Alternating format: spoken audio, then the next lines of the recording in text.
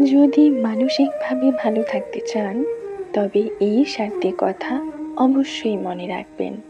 Number 1, যার কাছে আপনার কষ্টের কোনো দাম নেই, তাকে নিজের কষ্টের কথা বলবেন না। নাম্বার 2, জীবনে কারো প্রতি অতিরিক্ত নির্ভরশীল হয়ে যাবেন না।